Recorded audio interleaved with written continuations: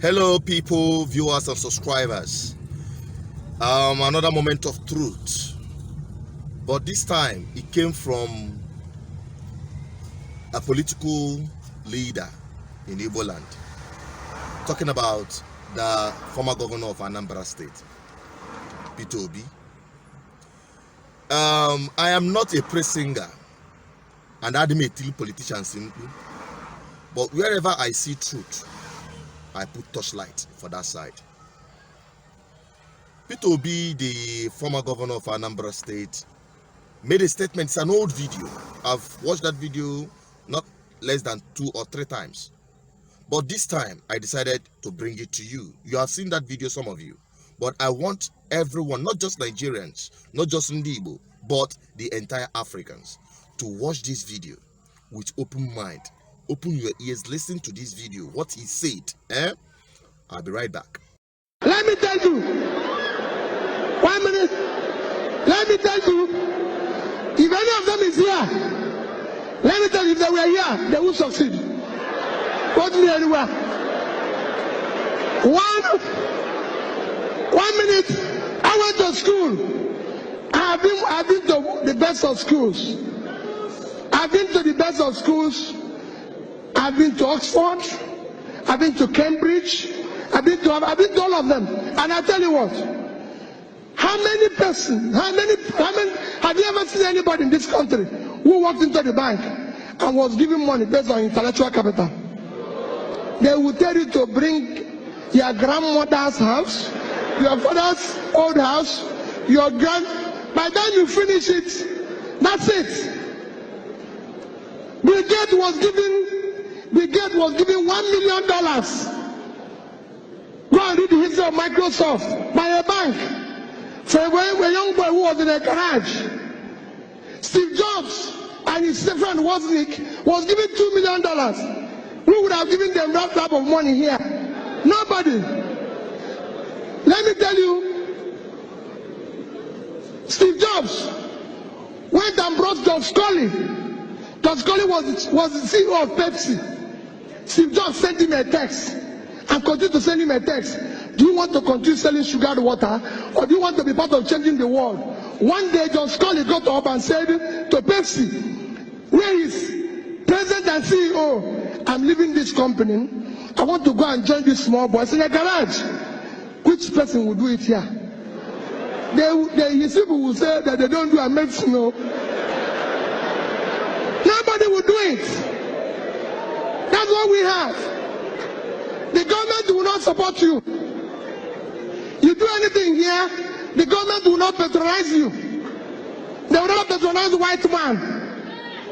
They will not do it. So there's so many things we take again. That is where a journalist has to say, let us take it back. Let nobody tell you there's not enough money. No. Tell me what a governor in Nigeria needs a dispatch rider for. What for? If I tell you how we stopped fuel, we used to have a fuel dump when I was governor. Fuel dump. It was costing us almost 30 million a month. I said, what is it? They say, hey! I said, shut it down. I found out that my convoy in the first 2 weeks, because it was about 22 vehicles, was costing us about 300,000 to buy fuel. Of course, they know what happens to half of it. So I said, okay, you know what we are going to do? Bring down the convoy. People in Anambra here, I don't use salary.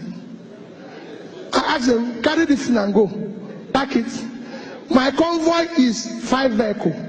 And you cannot buy fuel unless I'm inside the car. So I will pay them. No more.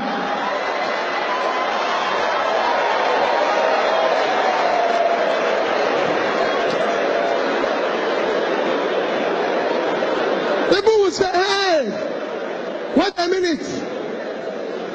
I'm telling the youths that are here, it is your future that they are toying with. I have children, I have kids. I have 2 lovely children that are graduates. Somebody told me yesterday, just yesterday, he said to me, my friend Chida, we were going somewhere, and I was telling him about the text my daughter sent to me. I wish I read that type of text to you and you will understand. And somebody said to me, oh, I saw your son going to, that one was in Vietnam. He was going to run somewhere. He said he's going for interview for job. Peter, can't you give him a job? Peter, can't you do this? The boy doesn't even have, I said, none of my children have car. I was the only person who is governor and bank chairman, not to them. Nobody elected them. One. They have to look for a job. They have to do what they need to do. Take back your country. This country belongs to you. It is your future that they are toying with. You must take it back from them. It is not their country. And you must take it back from them. And how will you take it back from them? How will you take it back from them? When they invite you, go to your local government and ask the local government chairman who receives 100 million naira every month. What does he do with it? He will tell you no problem, yet he's buying new Jeep. This is somebody who has never seen car in his life. He now uses Jeep. His wife has become first lady of the local government. You go everywhere, a convoy will pass you. They say it's first lady of the state. First what? This man, this woman is like they used to tell me then, hey, Peter, you're not treating your wife fairly. Peter, you're not doing this. That this is this. I said, no. There's so many costs. If I tell you little, if I have time and tell you cost of governance here, you won't be here. When I came back, when I started, we had about 10 governors' guest house. I said, what is governor going to do with this? I go to work in the morning, I go back in the evening. I'll come back. My cook then will cook about food that about 50 people will eat. I said, what is this for? They were killing one cow every day. I said, what is this for? He said, Your Excellency, I'm doing it in case if you come back with people. I said, have you ever seen me come back here with anybody? So why are you cooking for the people? Any day people will come here, I will let you know. Cook for only one person. One person. Me. I said, don't do it. You know, I come from Anambra State. There's too many big men. Of course. Like I told them, I said, don't allow any of them to come here. I don't have what it takes to entertain them. So what they do, they phone me, Peter, I want to see you. I come to your house in the evening. So I go to his house, because there he will bring his champagne, eat his fabulous food, and at times when I'm going, they will give me some to take back. Goodbye. But don't go to government house. Because government house is not a restaurant. It's not a place to drink champagne. A bottle of champagne. A bottle of champagne today costs about 400,000, 500,000. That is salary of 20 people at 20,000. And you drink it with the public money. No, you can't do that. If you want to do that, you go to your house. So I said to them, no, this is government money. We brought down the cost of feeding governor. If I tell you where I brought it down from, to this, I said, this will be enough. Don't worry about me. And I can go on and on. You can go, I work with people. It's not anything, not any magic. I fly, every flight I've taken in Nigeria as a governor was economy. Reason is simple. If I come and say business class, 54,000. Another one, you go to internet, is 19,000. Is it not just from Abuja to this for 40 minutes? Why will I pay additional 1,000? I said no. I went to Young Shagura and said, your hotel in Abuja, can you give me this guy? He gave me 50%. So to sleep there is 30,000 naira. And I said, no, these things, that is what people want me to go to another bigger hotel and stay for 250,000 naira. And people say, oh, Peter, I said, well, I have a problem. If I sleep there and pay somebody 250, I will be awake. I wouldn't go to sleep. Because I think they've stolen my money.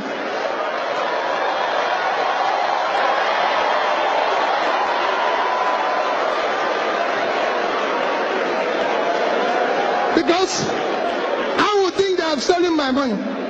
So it is important that you understand our government, we need to shut down cost of governance.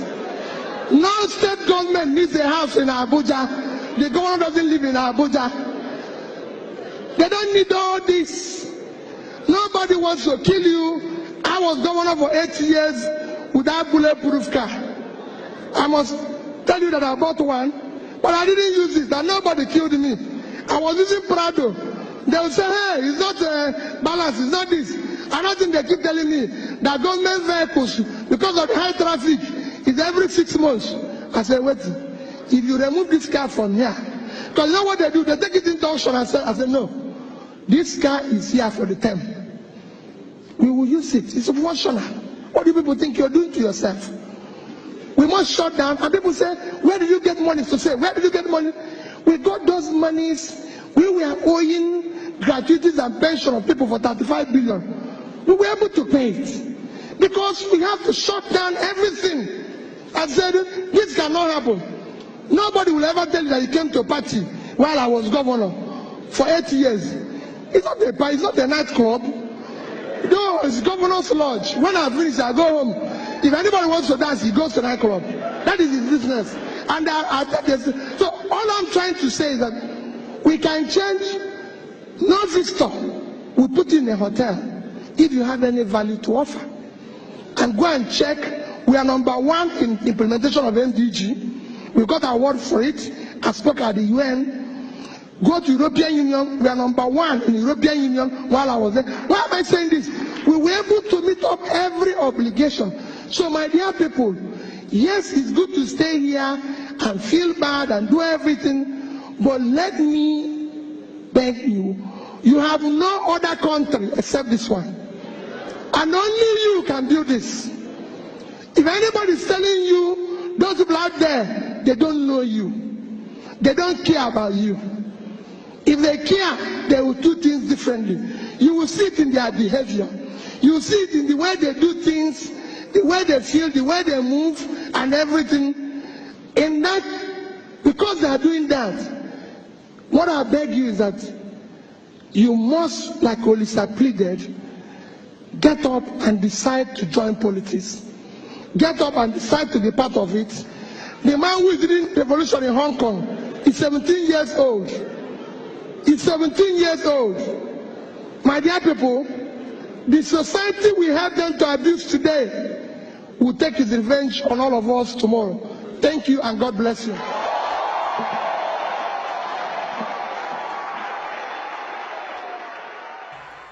Good. You've seen it, right? Good. Wonderful. What a wonderful speech. An excellent speech.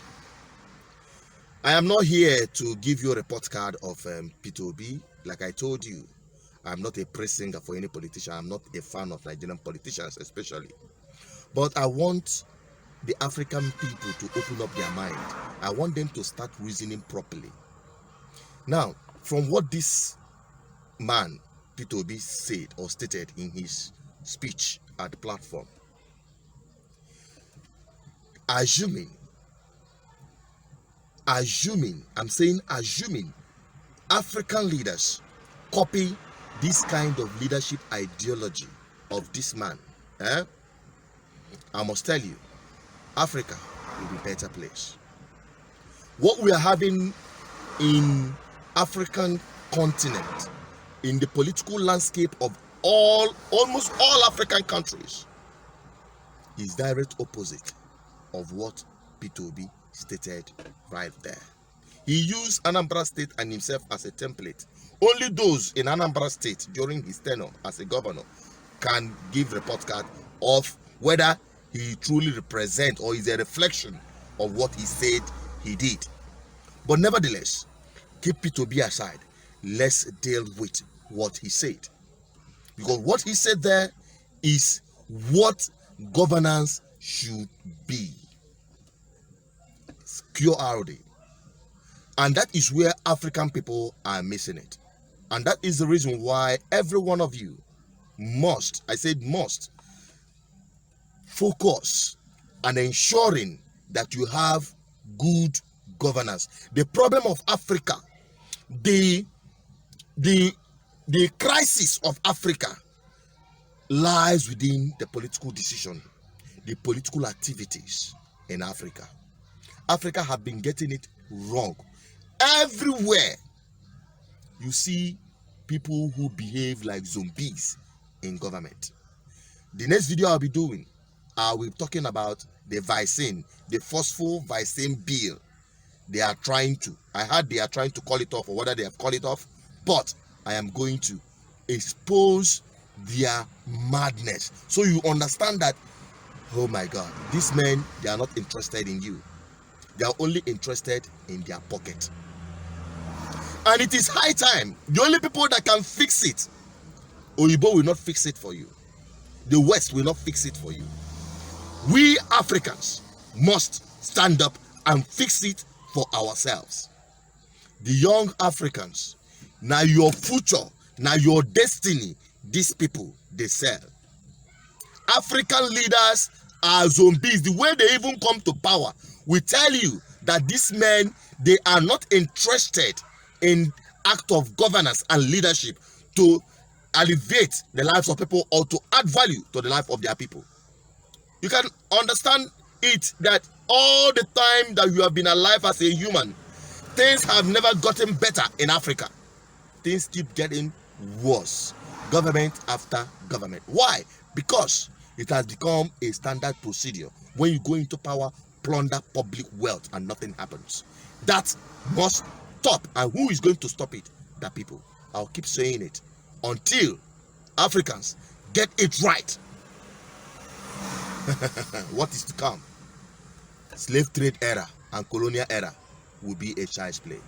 I'm signing out, but I must tell you, keep hope alive.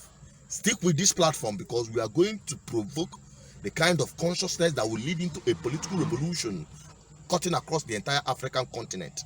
And that is the time we will start the real freedom for our people.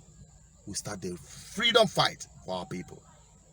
I understand that poverty and hunger have beaten my people down, but I must tell you, we must live above that. So, stick on this channel, keep liking, keep sharing, keep dropping your comments. Let's have your opinion on these things. I'll be signing out, but not without telling you, stay safe. Goodbye.